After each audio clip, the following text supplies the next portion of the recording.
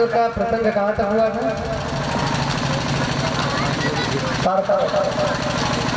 जब भगवान ने ताड़का का वध किया, और ताड़का का वध भी किया तो किसके कहने पे किया? एक सदगुरुदेव के कहने पे किया। एक ही बाण प्राण हरि लीला, एक ही बाण प्राण हरि लीला, एक ही बाण प्राण हरि लीला, एक ही बाण प्राण हरि लीला। भगवान ने ताड़का को एक ही बाण में वध कर दिया। और देखिए, मैं पहले दिन ही बताया था कि चरित्रों के जो आदर्श हैं वो है भगवान श्री राम।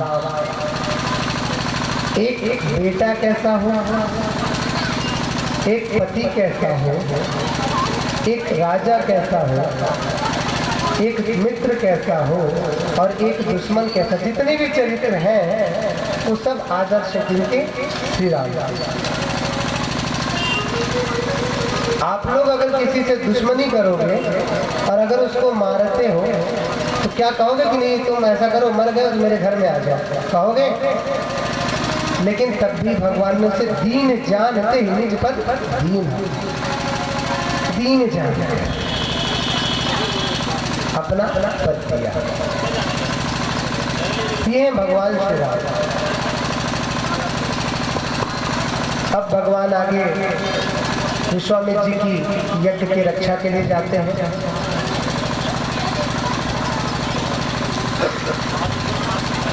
फिर ताड़का का जो पुत्र था वो मारीच,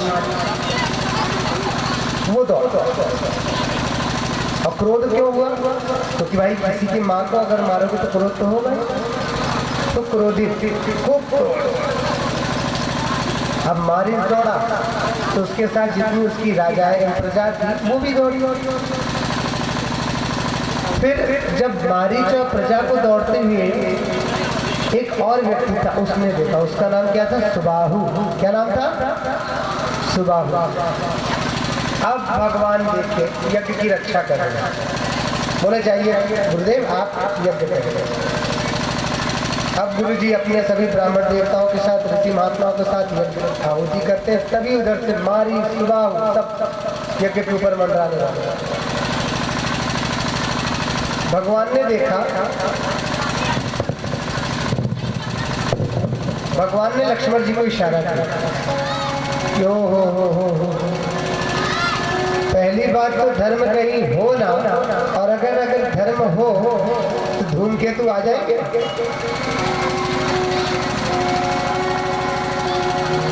तब भगवान ने लक्ष्मण जी को इशारा किया, लक्ष्मण निकाल धनुष। अब सर्जिकल ऑपरेशन करना है। कोई व्यक्ति अगर बीमार हो तो दवाई से कभी सही होता है। तो मारीच को भगवान ने सोचा कि इसको एक दवाई दे दे, पैरासीटामोल, और इसको भेज देते हैं, जाओ बेटा तुम आओ, तुमसे 10 साल बाद मिलेगा। तो भगवान ने फिर मारीच को देखा। मारीच आया क्रोधाग्नि में, ये तो बच्चे कौन है? अच्छा, तो ये बच्चे रक्षा करेंगे भगवान, यही रक्षा करेंगे यज्ञ की विश्वामित्र जी की। भगवान ने देखा इलाज मेरे पास ही है। तो लक्ष्मण क्रोध कि प्रभु आप कहो तो मैं अभी इन लोगों को सबक सिखा दूंगा। लेकिन भगवान दीन बंधु है, करुणा सिंधु है। भगवान ने कहा कि नहीं लक्ष्मण, अभी पहले देखो ये करते क्या है। जब उन लोग आने लगे, राक्षस की प्रजा, स्वयं राक्षस मारीच और सुबाहु आने लगे, और जैसे ही उन्होंने यज्ञ विध्वंस करने की सोची, भगवान ने क्या किया? अरे बिनु पर बाण, अरे बिनु पर बाण राम ते ही मारा, बिनु पर बाण राम ते ही मारा, सत जो जन का, सत जो जन का सागर पारा, सत जो जन का सागर पारा।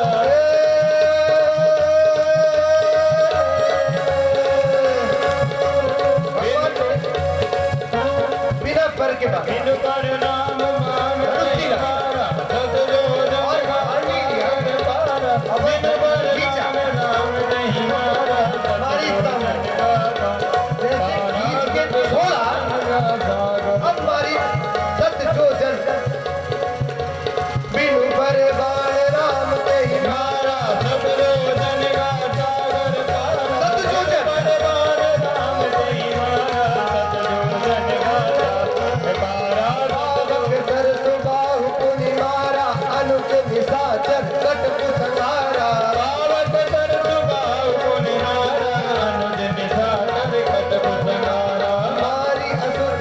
मारी असुर जिज निर्भयकारी, स्तुति करहि देव मुनि धारी, मारी असुर दुज निर्भयकारी, स्तुति करहि देव मुनि धारी। भगवान ने मारीच को सागर के पार भेज दिया, और पावक बाण से, पावक सर से किसको मारा? सुबाहु को। देखिए भगवान लीला पुरुषोत्तम है ना, लीला पुरुषोत्तम है, तो उनको मालूम था कि मारीच जो है, मारीच क्या है? राग और द्वेष। तो राग द्वेष को दूर खत्म नहीं किया जा सकता, कुछ क्षण के लिए, कुछ समय के लिए अपने जैसे आंखों में आप देखे होंगे कभी कभी कि मोतियाबिंद जो होती है आंखों में, तो एक लेंस लगा देने से उसकी जो लेंस की ऊपर परत होती है उसको निकाल देते हैं, फिर वो कुछ दिन तक तो सही होता है, फिर उसके बाद फिर जम जाता है। तो उसी प्रकार मारीच है, वो क्या है? राग और द्वेष है।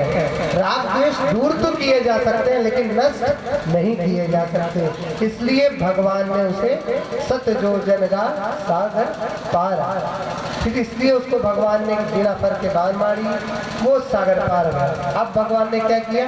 पावक सर से सुबाहु का अरे बिनु पर बाण राम ते ही मारा, सत जो जन का सागर पारा, बिनु पर बाण राम ते ही मारा, सत जो जन का सागर पारा। पावक सर सुबाहु पुनि मारा, अनुज निशाचर कटपु संहारा, पावक सर सुबाहु पुनि मारा, अनुज निशाचर कटपु संहारा। फिर भगवान ने पावक बाण से सुबाहु को मारा। और लक्ष्मण जी कहें कि भैया हमको भी तो कुछ दो। गुरु विश्वामित्र जी ने विद्यार्थी जी, लेकिन आप उसको प्रैक्टिकल नहीं करने दे रहे हैं। थ्योरी तो मेरे पास है, लेकिन प्रैक्टिकल करूँ तो करूँ किस पे? आप ही सबको खत्म करोगे तो फिर मेरा क्या? तो भगवान ने कहा अच्छा ठीक है। अब भगवान भी भाई देखिए मर्यादा करते हैं, लीला कर रहे हैं। तो भगवान बोले पहले बड़े बड़े तो मैं निपटा दूं, और जो बाकी बचे के जो निशाचर है, सेनाएं हैं, उसको लक्ष्मण निपटा देगा। दो को निपटाने के बाद भगवान ने कहा चल लक्ष्मण अब तेरी बारी, जा खेल। तो लक्ष्मण जी ने सभी निशाचरों का संहार किया, और इसी प्रकार यज्ञ पूरा हुआ। विश्वामित्र बहुत हंसे, बहुत खुश हुए कि हे प्रभु नारायण। और आप अवलोकन करें कि जो रामचरितमानस है वो धनुष मतलब यज्ञ से ही प्रारंभ हुआ। राम जी किससे हुए? पुत्र कामेष्टि यज्ञ हुए कि नहीं हुए?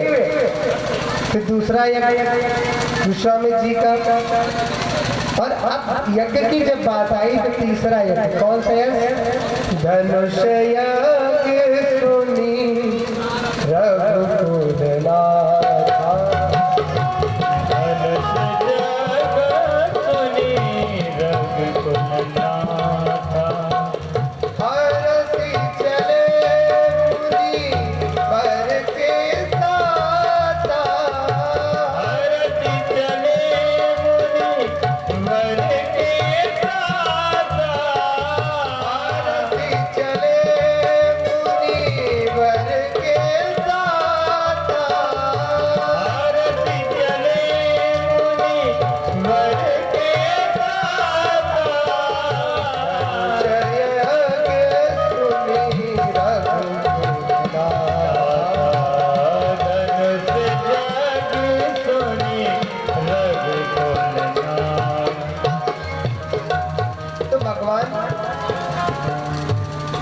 धनुष्य घुसो। अब एक आप अवलोकन करो, ध्यान दो कि धनुष यज्ञ सुनि रघुकुल ना था, हरसि चले मुनिवर के साथ। भगवान हरसि मतलब हंसना, खुश होके क्यों गए?